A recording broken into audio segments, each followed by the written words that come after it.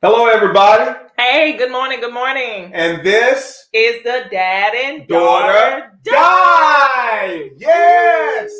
Yeah, let's go.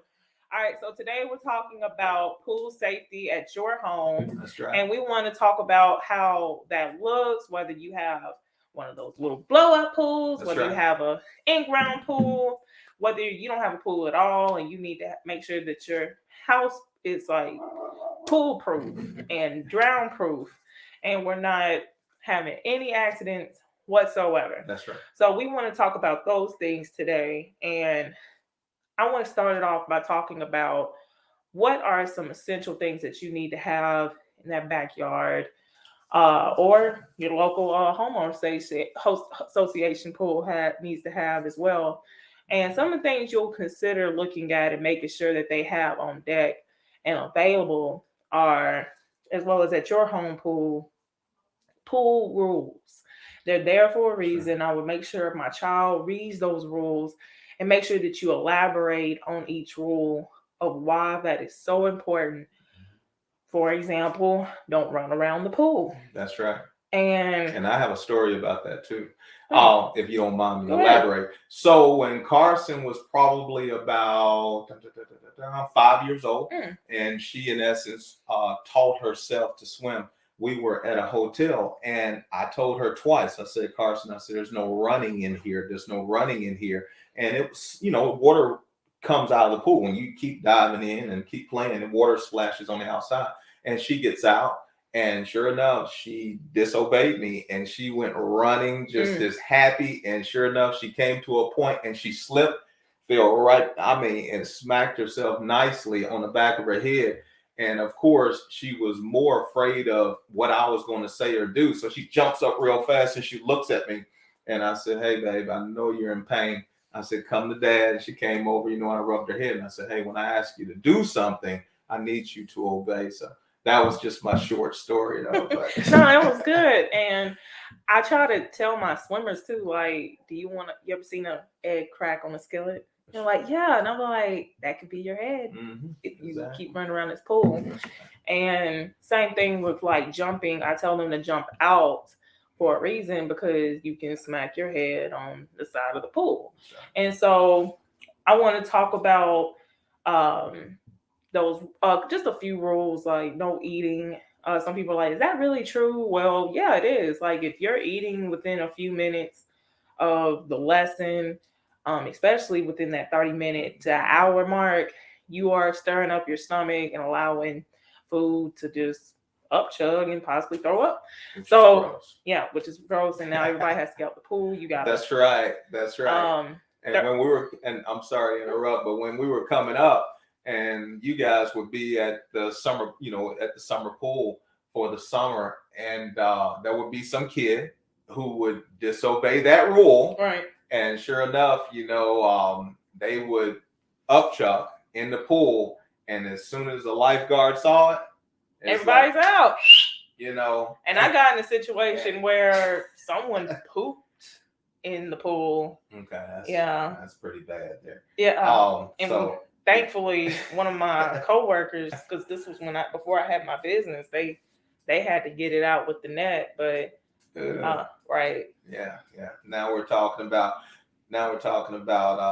messing up everyone's day, messing up all these kids' fun. And for some of these kids, this is like one of the biggest deals of the summer. And just because it's chlorinated or salt water does not mean that it's clean. Exactly. Right then and there. Like you need to get out and sterilize the pool for a good 2 to 4 hours. And I would go ahead and just say 4. And that's why it ruins the day, because you want to make sure that it's sterilized and really clean to make sure that you're not affecting immune systems and getting people sick. So making sure that, your body is where it needs to be health-wise, as well as no running around the pool, no spitting in the pool. You got people that like to play games like that, and it's like, hey, like that's gross.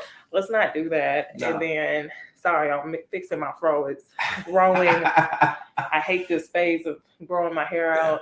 But another thing too is CPR equipment. That's right. You want to make sure that you have, I would just say, even just buying like a $25 pack where, you never know, you might have to save somebody's life and, That's right. Perform CPR.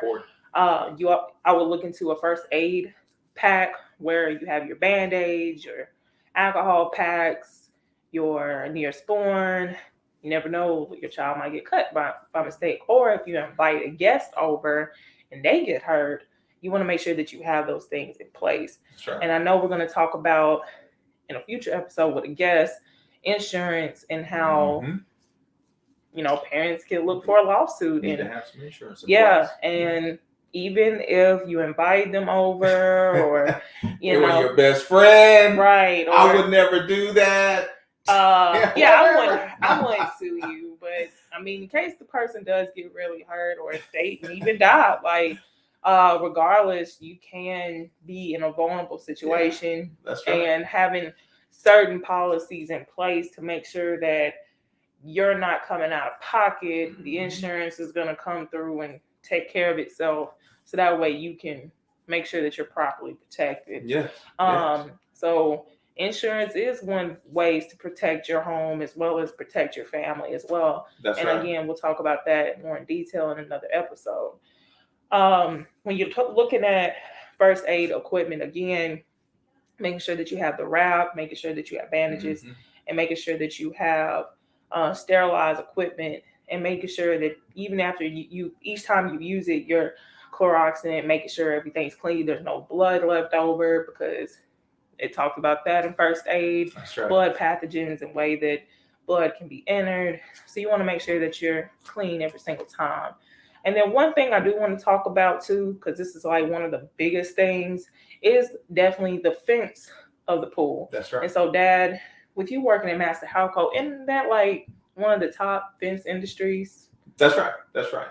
Fencing is a required code by the majority of cities in the United States. If you want to find out what your required code is, then you can go to your local city hall or city official, and you can talk to them about what those requirements are. That's on Master Halco being one of the top. Yes. The largest wholesaler distributor of fence in the United States and Canada. Nice. Yes. So what type of fences are we looking at for Master Halco, or just from fence companies, period? So when it comes to fence, all right, let's do this right here. We're going to continue on. We see it right here around $750 something. Yeah. All right. We're not going to say the name though. We're just going to say, hey, Dad, I know that you work for one of the largest, and we're just going to leave the name blank because I don't want them to say something. I don't know if they would or not, but so we're going to continue on. We're going to start here at 820. Okay. And you just say, hey, Dad, we want to talk about fence. I know you work in the fence industry, and then we'll go there. Okay. All right. And go. So, Dad, I know that you work in the fence industry, and I would love to know, like, what does that look like for a person that has a pool or a homeowner association? Even like if you blow up the pool and you're building your home or whatever, you want to make sure that you're properly protected on all sides. That's and I want to make sure that, you, since you are a fence expert, yes, for you to talk about that. Yes. And I do work for the largest distributor of wholesale distributor of fence in the United States and Canada. So I can speak on this readily. Pool fences, they come in a couple of different thoughts, and that is aluminum or steel. The thought, of course, with the aluminum is to resist rust and corrosion, also chlorine or salt. However, your higher end fence manufacturers are producing steel now that in essence do the same thing as aluminum. So you can go with aluminum or steel. And the primary thought behind a pool fence is that it will have a smooth bottom, because many of your fences, they'll have protruding pickets. And these protruding pickets, of course, a child or an adult, since you're out there swimming and you have exposed feet, exposed hands, you don't want to stick your hand underneath a fence, right, and then you'll have those protruding pickets to harm your hand or harm your foot. and you also don't want to open up a gate Right. that has protruding, pickets. And when that gate opens up, it drags across a foot, or a child is on the ground and it drags across the hand. So you don't want anyone injured. So you want a smooth bottom on these fence and on your gates. And also the other thing, they call them pool coated latches, which is a latch that doesn't open from the side, because most latches are, on this level here. You just walk up and you unlatch it, but it's right here. Right. However, these latches are on the top of the gate. So the child, the thought is, if there's a small child coming up, if they're under 5 feet, exactly, Yeah. they can walk up, and they can just open up if it's a regular latch. But if it's a pool coated latch, then that small child's to come up. They have to reach up and grab the little top. They have to grab the top of the latch and pull it up. Right. And that's a little more difficult, and that's why they call them pool coated latches. These latches are also something new. Yes, that's right. But they're resistant. They're corrosion resistant. They're rust resistant. They're salt resistant. So that's why they work really, really well. For pools. The ultimate thought, of course, is to keep this activity that is designed to bring people together, designed to empower people, designed to make many years of memories and fun, to keep this safe. Right. So we need that barrier there. We need gates that are designed for pool safety and also keep people safe. Yeah, I think about that when I've gone to quite a few home pools and even some homeowner association pools, and it's like how I had to reach up and pull, and then sometimes the child will have to go get something out the car from mom, and they were like, well, I can't open the gate. There you go. And it was a good thing because it was childproof. So, right. So it works. Yeah, right. And it's like, because the child had to reach over, and if they're not tall enough, then they're not able to reach over to get out or get in. And that's another thing, because now they have pool fences where it can actually come on the pool all the way around, and they have this AI technology where it's inside the pool, and it can scan the pool to let you know if somebody is drowning, they're under the water for too long, if somebody's even in the pool. I will have to put that link in the description to let you know what that technology looks like, so that way is that some type of app? Yeah, it should be some type of app attached to it as well, and that way you're notified. But if you're in a homeowners association, I would definitely look into enforcing that with your homeowner association, and that way they're not in a liable position as well as you're not losing loved ones for going swimming in a place where you're thinking everybody should be safe. If you're going to have pool parties, I would make sure that you have a lifeguard present or someone that is going to constantly keep their eyes on the children. For example, somebody that came to me this summer had a friend who went to a pool party with their 3 or 4 year old child. And as soon as they got there, for some reason, they put the child right next to the pool, and I guess they're hungry, and they went and grabbed something to eat. And as soon as they came back, the child was face forward in the pool, dead. And I mean, of course, they're trying to revive him, but it was too late. And I'm saying all this to say that, hey, that mom who did not press charges against that homeowner could have. And she could have just said, hey, you didn't have a lifeguard present. I'm thinking, you were going to watch my child. And I know some of y'all are like, that's not my responsibility. Why were you going to go get something to eat for her? Legally, it is. Yeah, and legally, it's your responsibility to keep anyone that comes to your home safe, even if they trespass. There you go. And we'll talk about that in our insurance discussion as well.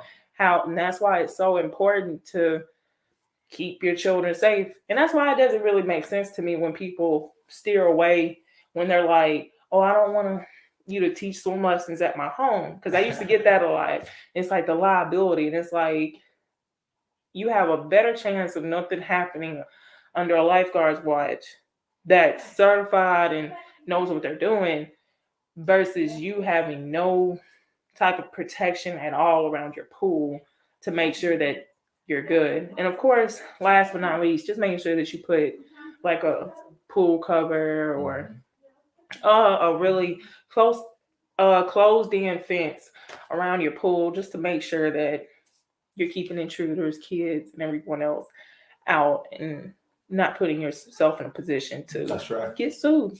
Yes. But that's it for today. We thank you so much for listening in, and we hope to see you next time. Thank you so much for continuing to watching. Leave a comment to let us know what you're thinking and what we can talk about next time. Thank you. From Dad and Daughter Dive. Yes.